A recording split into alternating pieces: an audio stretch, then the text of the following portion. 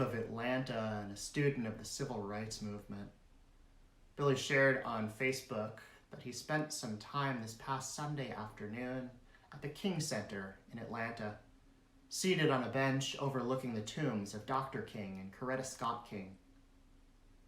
He was alone at first and was then joined by Jack, an African-American gentleman who came and sat down next to Billy on the bench. As Billy remembered it, because we're in the South, he said, we acknowledged each other and then sat in silence for a bit. Jack was first to speak.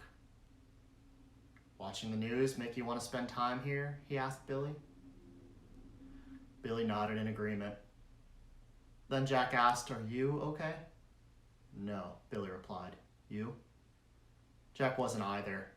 "I'm mad, sad, and scared," he said.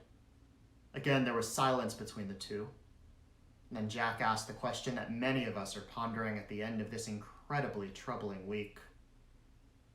"You think we'll get better?" "I don't know," Billy answered. "I too don't know.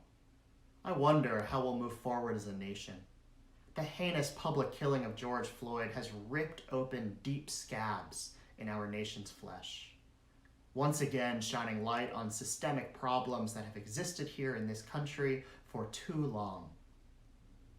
Along with the ongoing COVID-19 crisis, which has disproportionately impacted communities of color, this week we have all been forced to once again face the reality of systemic racism and injustice, an everyday lived experience of African Americans in this country.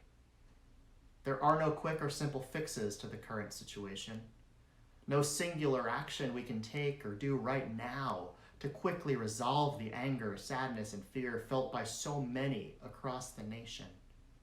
We cannot and mustn't try to explain away the trauma experienced over time in the African American community, or turn away from the painful images broadcasted daily on TV.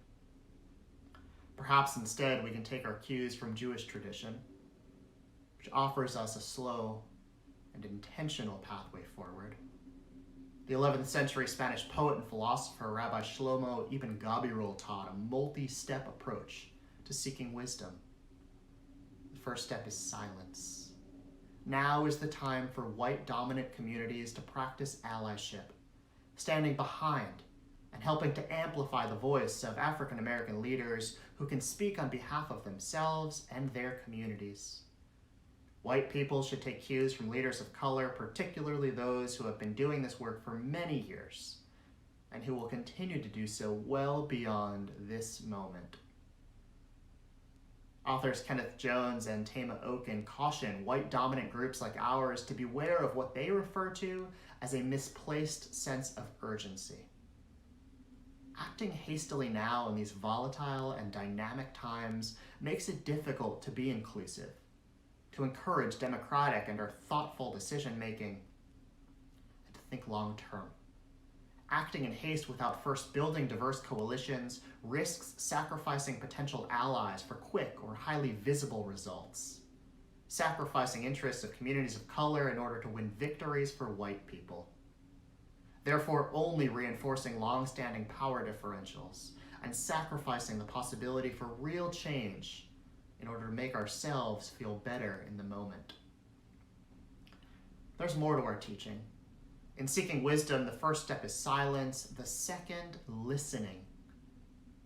Citing the work of Jones and Oken, Reform leader Rabbi Jonah Pesner teaches, dominant groups believe that those with power have a right to emotional and psychological comfort. And we often take up a lot of space to emote, intellectualize, and seek comfort.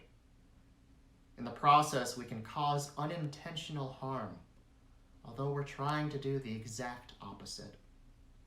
Rabbi Pesner advises now is a time for white people to listen, sit with our discomfort, and take action in our communities. When we're given the gift of multiracial or cross-racial dialogue, we can practice taking up less space and sitting with our discomfort. We must acknowledge that the pain felt so strongly in the African American community is, for most of us, not our experience. Therefore, we must listen fully in order to better understand and to foster empathy. The poet Morgan Harper Nichols writes, "Empathy. Let me hold the door for you. I may have never walked in your shoes, but I can see your soles are worn. Your strength is torn under the weight of a story I have never lived before. Let me hold the door for you.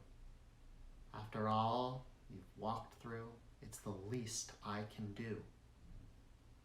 The least we can do is to use our privilege and our power to allow space to listen to the painful experiences of our Black brothers and sisters.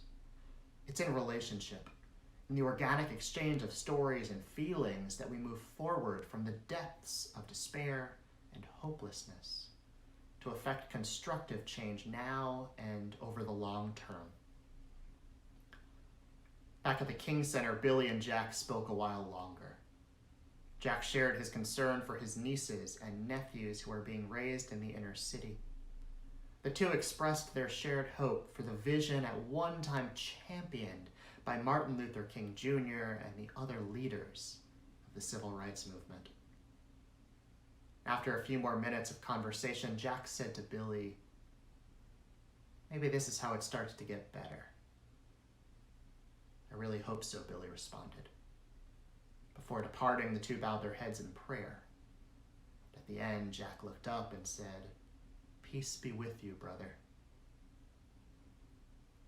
I pray that all of our actions in these next hours and weeks and beyond help to return quiet to the streets of our cities and create peace for all people.